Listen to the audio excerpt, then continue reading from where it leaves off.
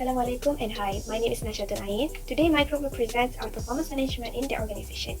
To give a better understanding, I will give the definition of the performance management. So according to Armstrong and Barron, performance management is a systematic and integrated approach to the performance of individuals and teams who are giving their best for the success of the company.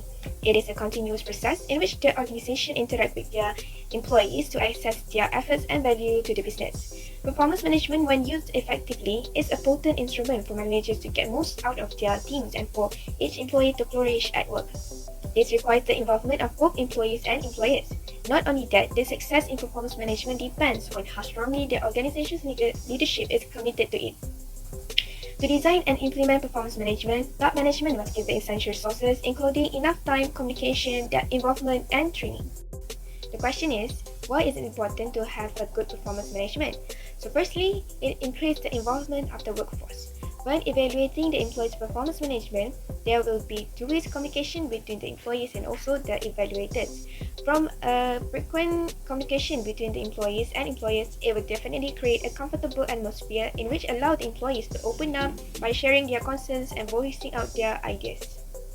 Next is to detect possible risks, and which can be identified by having a regular controlling and performance management evaluation. The root reason of an employee's underperformance or lack of motivation can be identified promptly. It is important to identify problems early to avoid it to become more problematic in the future. The employers will have the opportunity to help the employees to get back on track. Thirdly, it highlights training gaps by finding the employees that need more training than the others. In this case, employees need to give training specifically for the employees to improve their weakness in terms of skills and knowledge. As we live in an advanced era, technology is a must when completing work. So if the employee have problem in understanding how to use it, they need to be taught regarding it. Lastly, it is to give the employee chances for growth and advancement when there are frequent collaboration through communication between staff members and management in developing individualized development plans. Career satisfaction can be felt when employees have been given the opportunity to assess their own growth and communicate the areas they wish to improve upon. This creates good environment in the workplace as the employees feel satisfied when working for the company. That's it all from me. I will pass to the next presenter. Thank you. Assalamualaikum and a very good day I bid to Dr. Ira and my fellow friends. My name is Ainnazurah Binti Hairuddin and I am going to talk about best practices of performance management that is practiced in Goldman Sachs. Goldman Sachs Group is a prominent financial institution that provides a wide range of financial services to a large and diverse client base that includes corporations, financial institutions, governments and individuals to investment banking, investment management and consumer banking. The business that was formed in 1869 is based in New York and has offices in all significant financial cities around the world like China, Germany, India, Malaysia and many more. Ever since the formation of the company, Goldman Sachs has been awarded with plenty of awards and accolades relating to employer and employee relationship. These awards are contributed by best practices of performance management done by the company. Those best practices are regular performance dialogue, aligning employees with the objectives of the company, collaborating with employees to set goals, and recognition of effort by employees. The first best practice that we are going to talk about is regular performance dialogue. Goldman Sachs has opted to change their performance review system to continuous performance rating, which is more timely and regular than 9-point rating system that was used before this. Continuous performance rating is more efficient and effective than the previous 9-point rating system because it provides an overall 360 degrees feedback to the staff, and it can also minimize mistakes because the employees already know the do's and don'ts when doing their work. Furthermore, when performance review is done regularly, employees can address difficulties, challenges, and issues as they arise, and they can be solved in time. Next, the second best practice is aligning employees with the objectives of the company. By explaining why each target is set and how it affects the company's outcomes, employees are considerably more inclined to offer their effort day in and day out when they realize why their contributions are vital. Moreover, communicating the company's goals from the start and then aligning individual goals toward that goal saves wasted effort and allows each employee's contributions to be utilized.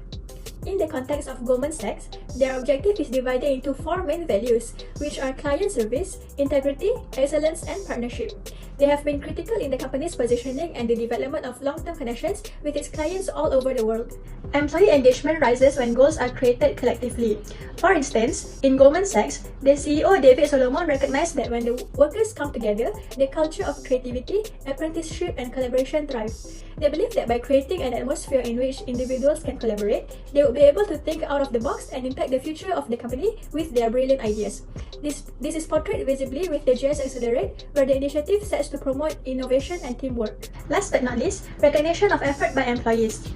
When there is recognition, their level of involvement not only will increase, but there will also be motivation to keep the momentum that they are having. As a result, leaders should always acknowledge staff efforts by recognizing employees when they meet goals and demonstrate improved effort. It has also been proven time and time again that recognition of effort brings a lot of benefit into the company, like decreased turnover rate, increased retention of quality employees, and higher loyalty and satisfaction score from customers. If the performance management is not effective, the performance of the employees cannot be kept up properly, and they might result in a lot of wastage in the company. Thank you to the previous presenter. You can call me Sharifah, and we're moving on to the crucial part of our discussion, which is the challenges of performance management in Goldman Sachs. The first challenge is negative review process by Goldman managers. Reviewees are judged during the process by their superiors, colleagues, and subordinates, along with self-evaluation. The 360 review incorporates firm-wide review criteria like total commercial performance, whose scores are used to calculate the employee's overall 360 score. Goldman fails to train the reviewers on how to gauge with detailed outcomes across categories of performance, and it ineffectively trains managers on how to execute the 360, which means that reviewers are not equipped to assess the same performance immediately. 360-degree feedback concentrates too much on the negatives, with employees generally ignoring their positives. So, is there going to be any productivity in the management? Sadly, no. The second one is culture of gender bias and stereotyping in performance evaluation.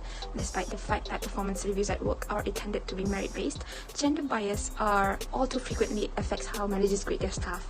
Because women have a higher bar than their male counterparts to advance professionally. Anyway, it's sick that in the forced ranking procedure, female vice presidents and associates perform as poorly. It is discovered that women are much less likely than men to be rated in the top quartile. Goldman pays its female employees worse than their male counterparts, even after controlling for the 360 review and forced ranking processes. Gender inequalities in how women and men are judged continue to exist in Goldman, according to the Goldman's own assessment of 360 reviews outcomes. Next is managers are not sufficiently proficient at rating their employees. Goldman Sachs done their performance feedback annually, and this leads to delays and employees feel unappreciated. The failure of performance management is not a mystery when it is viewed as an annual event that concludes with a review discussion. Such example is when it comes to review time. Managers who have not developed regular habits of giving feedback and mentoring staff members will undoubtedly face difficulties. If managers lack confidence in their abilities to lead a fruitful conversation, they are likely to avoid conducting performance evaluation with their staff too. Even there is a research found that 1/3 of managers struggle to have open discussions about performance with staff members, and close to 60% struggle to offer career guidance and coaching. Last but not least, the fourth challenge in Goldman is they were focusing on outdated performance review methods. Reviews frequently leave the subjects of the reviews wondering who said what and when. Future performance and office productivity may be hampered by this. So the team dynamic is also harmed when the target attempts to identify the author of an unpleasant remark and may mistakenly attribute it to the wrong person. So due to this outdated performance method, many managers are multitasking several duties and lack the time of expertise to thoroughly assess this situation on their own. To identify the precise behaviors that businesses need to modify and to assist managers in becoming more self-aware of them, HR must leverage the technology. All data should be anonymized and pooled so that workers will be honest and see it as a method to improve work for everyone. Well, what can we recommend on these issues? Let's hear from Asyraf. Thank you to the previous presenter. I am Asyraf, and I'm going to present about the recommendations towards the issue regarding to the challenges in performance management in Goldman Sachs. Firstly, focus on the activity and outlining proper strategy. The manager needs to be professional and positive throughout the process of reviewing their subordinates. Stating employees' weaknesses would help them noticing their problems, but pointing out their strengths in tasks will also encourage the employees to perform well in the company. Next, human resources management evaluates managers' reviews with actual data and analyzes the information from the team's member to support the reviews. In addition, the manager needs to make sure that the delegations of tasks have been given to the right persons. Hence, with the proper strategy, the organization can set their goals properly, work together and achieve the target together in the organization, and make sure can improve the job performance and strategic performance. Secondly, promote awareness in overcoming gender bias. Because good performance management requires the involvement of all employees in the company, it is critical for all employees, regardless of gender, to have positive perspective and work together to achieve the company goals. In order to create a pleasant working environment, manager must be aware of everything that occurs in the firms to ensure that gender prejudice does not arise among the employees. The manager can inform to all the employees to feel free contact them if they are being in this kind of situation that might harm and hamper the working situation. To all that involved should get the punishment in order to make sure that they really know how hard to be in this kind of situation. Next, one way to create the awareness regarding to this kind of issue is by give a warning to all the persons that involved. Moreover, the human resource management need to be develop a clear job evaluation structure that is not gender biased, electing a non-biased group of people to observe the reviews, making sure the reviews are based on facts by giving them guidelines on always give reasoning for every review.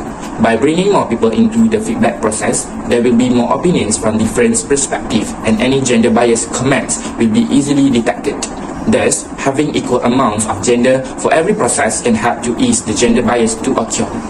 Thirdly, by regular coaching and training.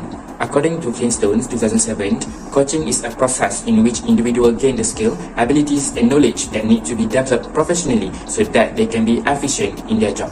When employees being coached, they can increase both their performance in their current jobs and their potential to do more in the future. With this, as an employee, they can get much better knowledge for their scope in the company. According to Whitesmore, stated that there are two types of goal in coaching.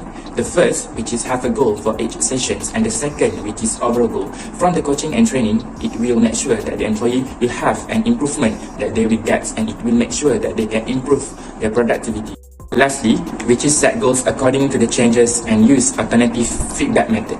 According to the Locke and Latham 2002, goals are the object or aim of an action, such as to attain a specific standard of proficiency, usually within a specified time limit. Goals are the very important things in the organization. It is because if you do not have any goal, it might affect to all the decisions making in our organization. That's all from me. Thank you. In a nutshell, performance management is a tool to assess the overall performance of a corporation, a department, employees, or the systems in place to handle specific tasks. It is a very crucial thing in any corporation, be it big or small, as they affect the performance of the employees and eventually the performance of the company. It is an efficient technique for a firm to fulfill its objectives, also an excellent technique to improve staff performance. It is usually done by managers to their subordinates, and to guarantee the effectiveness of performance management, it is vital to define each individual's role in the company in terms of function and duties. If the performance management is not effective, the performance of the employees cannot be kept up properly, and they might result in a lot of wastage in the company.